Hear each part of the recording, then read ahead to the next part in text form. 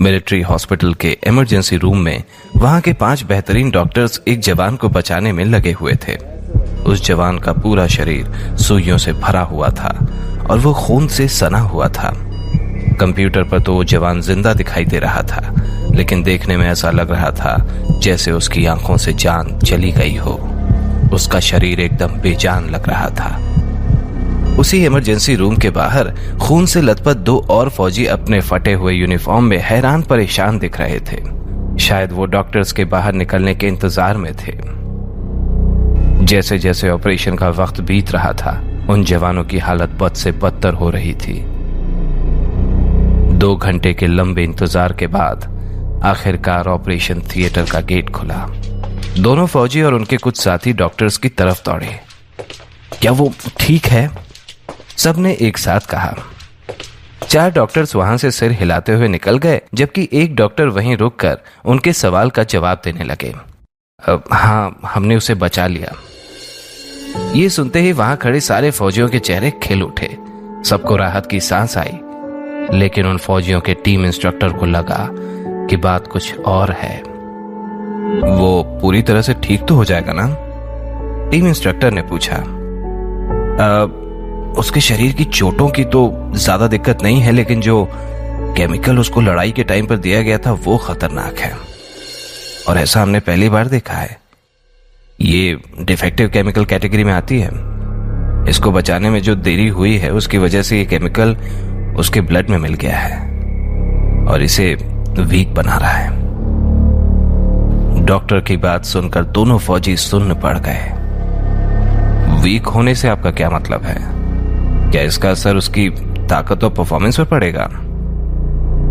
दरअसल केमिकल पूरे शरीर में फैल गया है। अभी यह कहना मुश्किल है कि इस केमिकल का उसके शरीर पर क्या असर होगा, लेकिन इसका असर घातक भी हो सकता है। इसके साथ जो हुआ उसके लिए मुझे बहुत दुख है। देश के ऐसे जांबाज के साथ इस तरह की घटना होना वाकई हैरान करता है, डॉक्टर ने निराश होकर कहा। डॉक्टर की बात सुनकर दोनों फौजी और उनके साथी शॉक्ड थे। दोनों फौजियों के चेहरे पर 12 बजे हुए थे। तभी एक फौजी ने अपना आपा खो दिया और जोर से दीवार पर अपना हाथ दे मारा। कुछ ही पल में उसके दस्ताने से खून की बूंदें जमीन पर टपकने लगीं। सब मेरी गलती है। शिट! कबीर ने मुझसे कहा था, यह सब मेरी गलती है। वो अपनी बात कंप्लीट कर पाता कि उससे पहले ही टीम इंस्ट्रक्टर ने उसका कॉलर पकड़ लिया और उससे कहा, मैंने तुम्हें ये कितनी बार कहा है कि कबीर की ऑर्डर बिना सवाल किए मान लिया करो। और यह ऑपरेशन कोई आम ऑपरेशन नहीं था। फॉलो ऑर्डर्स, ये 2 शब्द तुम्हारी बुद्धि में नहीं आते क्या? मैं बस जीत की खुशी में वहां से कुछ लेना चाहता था। मुझे बिल्कुल नहीं पता था कि वहां कुछ लोग जिंदा बचे हैं। इसी बीच चेयर पर बैठे सीनियर ऑफिसर ने पूछा, आखिर वहां हुआ क्या था? बताओ मुझे। दूसरे फौजी ने दीवार का सहारा लेते हुए धीरे से कहा, कबीर ने हमें वापस लौटने को कहा, और जब विशाल वहां से कुछ लेने गया तो तभी एक साइंटिस्ट वहां उस केमिकल का इंजेक्शन लेकर विशाल पर अटैक करने लगा। कबीर विशाल को बचाने गए और वो केमिकल का इंजेक्शन उनको लग गया। ये सुनते ही सीनियर ऑफिसर ने विशाल की तरफ देखा और चिल्लाते हुए कहा, इस गिल्ट के साथ कैसे रह पाओगे तुम? मैं बस कबीर को ठीक देखना चाहता हूं। विशाल को सिर्फ कबीर की चिंता थी। इन सब बकवास का कोई फायदा नहीं। जाओ अंदर जाओ और देखो कि वो ठीक है कि नहीं। डॉक्टर ने दोनों को चुप कराते हुए कहा, जिसकी बात सुनकर दोनों फौजी हिम्मत करते हुए कबीर के कमरे के अंदर तक गए। क्या वो अभी भी मिलिट्री इंटेलिजेंस ब्यूरो ज्वाइन कर सकता है? टीम इंस्ट्रक्टर ने सीनियर ऑफिसर से पूछा। सीनियर ऑफिसर का जवाब झिझक भरा था। ये मिशन तो ठीक गया और हमने उनका रिसर्च बेस भी खत्म कर दिया, लेकिन डॉक्टर की माने तो कबीर अब फिजिकली उतना काबिल नहीं है। और तुम तो जानते ही हो कि मिलिट्री इंटेलिजेंस ब्यूरो में हम सिर्फ बेस्ट ऑफ बेस्ट को ही लेते हैं। वैसे इतना भी निराश होने की बात नहीं है, अभी उसकी ताकत की टेस्टिंग भी होगी। और तुमने तो 3 लोगों का नाम दिया था ना, मिलिट्री इंटेलिजेंस ब्यूरो के लिए? उनमें से 2 मिशन पास कर चुके हैं, तो उनका मिलिट्री इंटेलिजेंस ब्यूरो में जाना तय है। टीम इंस्ट्रक्टर सीनियर ऑफिसर की बात से खास खुश नहीं था। उसी वक्त विशाल, जो कि कमरे के दरवाजे से चिपक कर इनकी सारी बातें सुन रहा था, वो रो पड़ा। दूसरा फौजी भी इस बात को समझ गया था। वो कबीर को कंबल उड़ाते हुए उसी के बगल में बैठ गया। उसके पास कहने को कुछ था ही नहीं, कहता भी क्या। आखिर उसने विशाल को इस बात पर पहले ही 2 थप्पड़ लगा दिए थे। अगले दिन कबीर फिजिकल एग्जामिनेशन रूम के बाहर अपने रिजल्ट का इंतजार कर रहा था। वो चुपचाप अपना पसीना पोंछ रहा था। विशाल भी उसी के साथ शांत खड़ा था। क्या होगा अगर रिजल्ट की वजह से तीनों अलग हो गए? इन 3 लोगों की टोली आर्मी की ज्वाइनिंग के पहले दिन से ही थी। अगर कबीर चला गया तो कुछ भी पहले जैसा नहीं होगा। तभी एग्जामिनेशन रूम से एक आदमी हाथ में फोल्डर लिए कबीर की तरफ आया और उसने कहा, रिजल्ट अच्छे नहीं हैं, सुनना चाहोगे? आखिर कबीर था तो फौजी ही। चेहरे पर मुस्कान लिए हुए उसने कहा, जरूर सर। उसकी आवाज में कॉन्फिडेंस साफ झलक रहा था। तुम्हारी पावर, स्पीड, ताकत, हर चीज में बहुत बड़ी गिरावट है। कबीर सबसे बेस्ट सोल्जर्स में से एक था और अब उसकी ताकत और तेजी दोनों ही किसी आम आदमी जितनी ही हो गई थी। किसी के पास इतनी हिम्मत नहीं थी कि वो उसे बता पाए कि अब वो मिलिट्री इंटेलिजेंस ब्यूरो को ज्वाइन नहीं कर पाएगा। उस आदमी की बात सुनने के बाद भी कबीर के चेहरे पर हंसी ही थी। लेकिन एक फौजी की हंसी के कई मतलब होते हैं। सबके जाने के बाद विशाल से रुका नहीं गया और वो वहीं पर रोने लगा।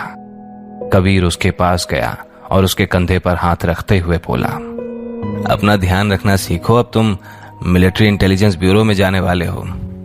और याद रखना, वहां तुम्हें ऑर्डर्स फॉलो करने पड़ेंगे, वहां तुम अपने मन की नहीं चला सकते। कबीर, मुझे माफ कर दो, सारी गलती मेरी है, सिर्फ मेरी है, विशाल ने रोते हुए कहा। कबीर विशाल को शांत कराते हुए सीढ़ियों की तरफ चलने लगा। विशाल की आंखों में दुख और निराशा दोनों ही थी। तभी जाते हुए कबीर को अपनी टोली का तीसरा फौजी दिखा और उसने उससे कहा, मेहनत करना और मेरी नाक मत कटाना। यह सुनकर ऋषभ ने जवाब दिया, मैं तुम्हारा मिलिट्री इंटेलिजेंस ब्यूरो में इंतजार करूंगा दोस्त। कुछ ही शब्दों में ऋषभ ने अपना भरोसा कबीर को जाहिर कर दिया। कबीर ने ऋषभ से अलविदा कहा और अपने कमरे की तरफ चला गया, जहां उसे अपने सामान भी पैक करने थे। कबीर के उसूल पक्के थे। वहां और रुककर वो अपने साथियों का दुख बढ़ाना नहीं चाहता था। आखिर में कबीर ने अपनी फौजियों की टोली वाली फोटो बैग में रखी और वहां से चला गया। टीम इंस्ट्रक्टर के ऑफिस में कबीर अब पहुंच चुका था। कबीर, मैं चाहता हूं कि तुम रुको।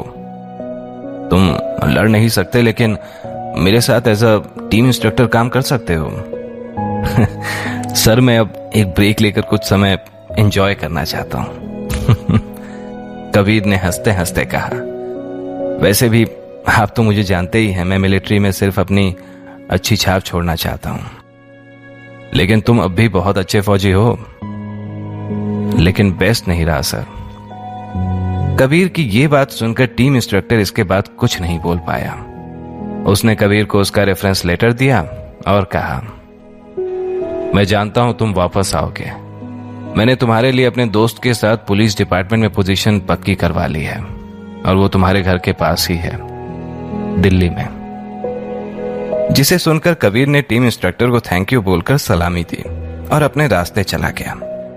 वो विशाल और अपने साथियों को और गिल्ट में नहीं देखना चाहता था।